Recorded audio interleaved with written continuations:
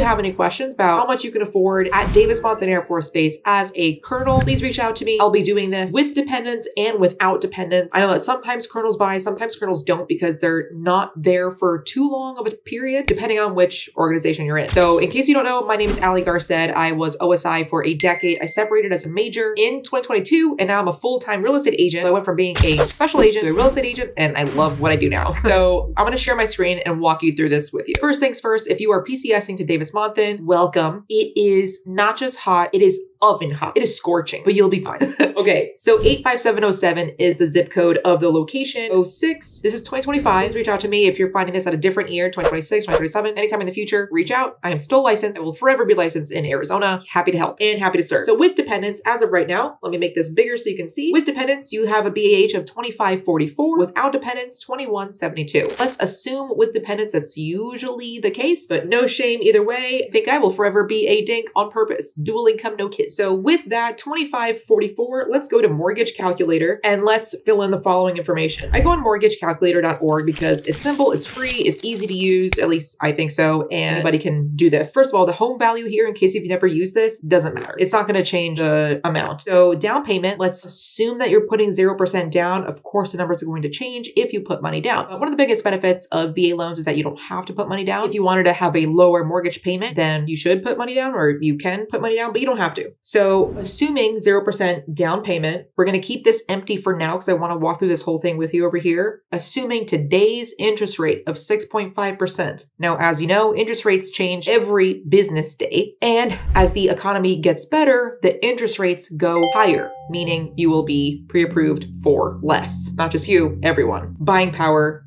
decreases. So assuming a 30-year loan, and assume that you'll buy in the summer cycle. As of right now, it's 2025. Again, you can just do this yourself or reach out to me. I'm more than happy to do this for you. Assuming you have a property tax of $2,700 a year, which is kind of average in Tucson at this time. The average property taxes are 0.8%. But if you're going for a new construction, then it's going to be higher. It's going to be 1.1, sometimes 1.2, but it will be over 1%. Pretty blanket. I could go for 3,000. If you want to be even more conservative, and if you think that you will be purchasing a new construction or a new build, then we'll probably go with something like $5,000. So let's go with something in the middle there. Let's go with $4,000. That way it's kind of in between both scenarios. You will have no private mortgage insurance because it's a VA loan. Home insurance is roughly $1,200 a year. HOA is going to be very hard to find a property without an HOA. HOAs are not crazy like they are at Peterson Air Force Base or Schriever. HOAs are typically closer to about $30 a month. So let's do that. Monthly HOA of $30. VA. Right now, with all of these assumptions, I just did the math super quick for you, which leads us to a loan amount of $329,000 to get you underneath the BAH amount of, if you have dependents, $2,544. That gives you the mortgage payment of just below that, $2,544. If you go up to $330,000, it gets you right above the BAH.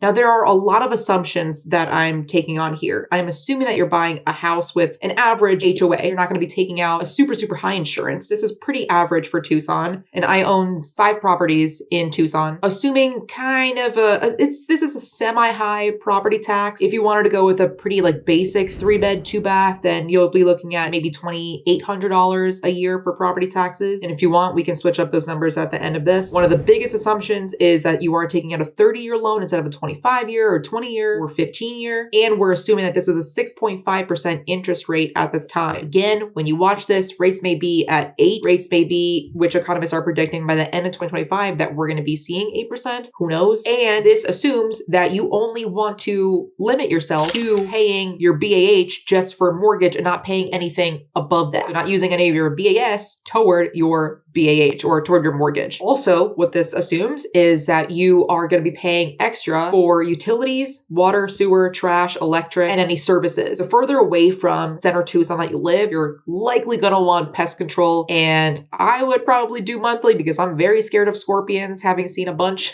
in Tucson. So I would do monthly, but you could also do quarterly. Either way, that's probably about $100 a quarter. ish at this time, as well as about $150 per month for a pool company to take care of your pool if you have one in the backyard, and about $35 to $40 a month for weeds. So of course, there are going to be extra costs on top of this. This is just for the mortgage, or PITI, principal, interest, taxes, and insurance. Now, with that said, like I told you, I was going to be jumping around these numbers a little bit. So let's pretend that you go with a little bit more of like a basic 3-bed, 2-bath, where the property taxes are closer to $2,800. Let's see how much that opens you up from $2,549. How much more? Okay, $100. So that means then that you could probably go for a $335,000 loan. Let's see. That increases your amount up to $345,000. Of course, the biggest thing is going to be interest rate. So let's say right now, interest rates, whenever you're watching this, is at 7.5 for VA. Now, one thing that I usually say to a lot of other younger service members is to be careful as you are shopping lenders. A lot of lenders will say, oh, we have our rates down to 3% right now. That's usually because they're having you pay down the rate. And when you pay down the rate, that amount goes straight to the lender's pocket, which is fine. But just know that, because if you want to sell the house or refinance, pretty much get rid of that loan, you want to make sure that you have that loan amount long enough to where the amount that you paid for is worth it, if that makes sense. So 7.5%, let's calculate that. That means that a mortgage payment will be $2,775. And if you wanted to stay matching your BAH with dependents, $2,544. Yeah, so that means that if rates are 7.5% when you're watching this, that your loan amount is likely going to be around $312. Again, if you want to use just your BAH on housing before utilities. Now, the third part of this is finding out what properties are in this $312 amount. So this is where you could go on a public-facing website. Just keep in mind, a lot of the public-facing websites, I'm talking Zillow, Realtor, Redfin, all of those are typically 24 hours behind. So if you have not made contact with a real estate agent, they, depending on which brokerage they're at, they will likely have an IDX or a faster connection to an actual MLS, the multiple listing service, where they have live feed. So as soon as another listing agent updates their listing saying, we have just accepted an offer, we are now under contract, the public facing websites don't get that till 24 hours later, but the real estate agents do. And if you are on a drip or an email campaign from a real estate agent, you're going to get that email notified to you directly and instantly. So looking at Tucson, let's find out what properties at this time are going for that $312 amount, all the way up to $329 if it's at 6.5% interest rate. So this is now the behind the scenes of what I would be doing with you after we meet, so that way I can get you on a good search. Is I'll be drawing around the areas of what you're interested in, what you have heard from others of what you're interested in. This is one of the funny parts of my job, because I used to be OSI, or Office of Special, wait, you already know this, I don't need to explain this, but I'm used to explaining, I worked in CI and at OLB, and part of my job there was to give security briefs and safety briefs for people, coming in or deploying or going anywhere in Southcom. So I'm used to knowing all of the threats and what's safe and what's not, and telling people what to do.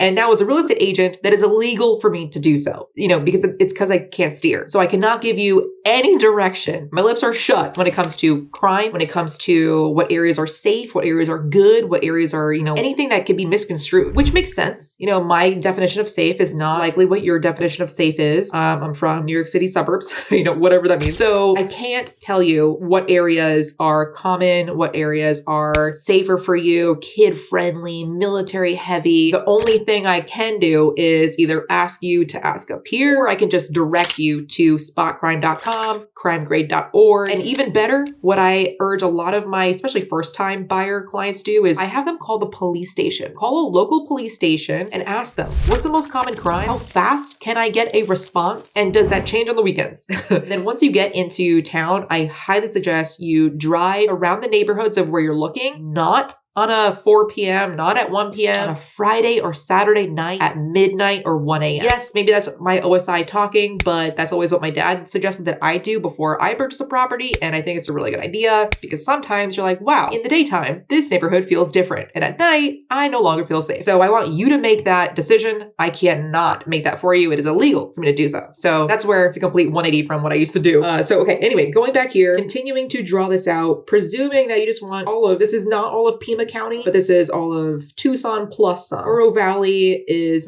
sometimes considered Tucson, sometimes not. Oracle, you'll get more like retirement, 55 plus communities up here. Marana is a very popular new build, new construction area. You get more land. A little bit outside of the new construction communities, you'll get a little bit more land without HOAs. You also get a little bit more dirt roads too. 3 points. In the Drexel Heights, Tucson Estates is like a growing area here. There's a couple of casinos down here, I think. I don't know. Sahuarita feels like a very, very small village away from the city that is Tucson. They call Tucson a small town of 1 million people. And Green Valley is even smaller than that with more 55 plus communities. It's a very sleepy town, in my opinion. Vail, Corona to Tucson, you have homes that aren't as new as Marana when it comes to new construction. The majority of there's new construction everywhere. You'll find a lot more next gen and like more 5-bedroom homes in this area. You're also going to find a lot more garages in this area as well, but ton of HOAs. It's very hard to find a property not in an HOA community in the Vail/Corona to Tucson area. Davis Monthan, by the way, in case you don't know yet, it's right here where my mouse is covering right now. And the Tucson airport is a little bit around here. Even going from one side of town, so Tanque Verde to the highway can take 45 minutes. It can also take, because I used to live here, I know, 45 minutes to get from Tanque Verde, sometimes an hour to get to downtown Tucson, which is in this pocket over here. A lot of people tend to like living near the highway. There is a pretty loud, in my opinion, railroad that crosses over here that you will hear at night. Plus, you're pocketed in between. If you choose here, you're pocketed in between Tucson International Airport as well as Davis Monthan. So when they have nightly, you are going to hear the jets, but you also hear the jets up here in Tanque Verde. I have lived in 8 parts of Tucson, so I know my way around. Okay. Anyway, assuming that you don't know where you want to live yet, you just want to be somewhat near the Tucson greater area, let's apply this section and let's see what pops up in the 312 to 329 price point. 312, 329, and we have these properties here. Let's just take a look at this first one. It's a 3-bed, 2-bath, and a half bath, so 2.5 baths. 1345 square footage. Let's look at some photos. This is one example. This makes me feel like we're underwater. I don't think we are there in that photo. So this is one example. Let's go to another property here. I just want to give you a quick overview. This is not about specific houses, since by the time you see this, houses likely are not going to be on the market still. This next property listed at $320,000 is 4-bed, 2-bath. Let's take a look at the photos here. By the way, the median price right now in Tucson, Arizona is $355,000 median. The average price is $380,000. So BAH for a kernel with dependents is less than the median and average price if the interest rate is 6.5% or higher. Really, it's more like 6.25% or higher. Just think about that when you're talking to your airman. This is the only photo that shows up for that property. Okay, let's go to the next one. I'll show you just this one last property so that we just have a sense of what you're looking at. Here is a new construction. Sometimes when they put new construction out here, they will have the base price. By the time it's finished being built, it's going to have the upgrades in it. So this is the starting price. It is very, very difficult to negotiate a steep price with new builds, unlike negotiating with a general resale property. You can negotiate, or at least I can negotiate a lot more on that than in new construction. New construction, what they have going is if you use their lender, they usually have more incentives for you to get a reduced interest rate. So they don't have many photos on this one, but it's going to be a new construction 2-story. You likely will not see any 1-story new builds in Tucson in the 300s. Usually 1-stories, they're more sought after, so therefore they're more expensive, and they usually going to start in the 400s unless you're looking at Red Rock, which, if I share my screen here, is all the way up here in this area. So past Marana. This is the Red Rocks area. You can get the most bang for your buck when it comes to homes, new construction, even non-new construction in this area. And even if you live up here, it's still going to be about 45 minutes to get to Davis Monthan because you're near the one and only highway, which is I-10. And believe it or not, if you live, let me zoom out a little bit here. If you live in Red Rocks, it'll take you the same amount of time to get from Red Rock to the base as it does Tanque Verde to the base, believe it or not. And just to show you where this new construction is, so that way you have a sense, this is in that that growing area in this pocket here. In Valencia West, you have like a recently new Taco Bell, new shopping center. There's more entertainment going on here that they're starting to build, you know, like a new Starbucks, I think a Chick-fil-A. I don't go there, so I don't know. But, you know, think like those, not strip malls, but pockets of just new fast food. There's a lot of fast food in Tucson. Oh man. So if you're going to be living in this area, it's going to take likely about 35 minutes to get to base and back. It'll take you about 20 minutes to get to downtown Tucson, which is just north of South Tucson. If you want to get to the airport, like TIA, not Davis Monthan, it'll take you about 25 minutes as well. And if you want to get to Phoenix, it'll be about, depending on where in Phoenix, because Phoenix is huge. If you want to get to like Chandler, you're looking at an hour 45. It really just is pretty equidistant from this area to if you want to live in Vail. Because pretty much as soon as you get to the highway, you're good. The one thing about this highway, underneath or south of the base, this is a lot of times a one-lane road because of accidents. So this can get backed up into traffic a lot. So just be mindful of that. So I think I covered a lot of topics. I meant to just cover BAH and how much that covers for kernels in this video. If you have any other questions, I'm absolutely here for it. Book a call either using the link in the description below, or you can shoot me a text to my number on the screen. I'm more than happy to make any introductions that you may need. At this time, I'm friends with the OSI commander there, the superintendent at 217. I've helped them out, and I'm more than happy to help you out. Thank you so much. Have a great day.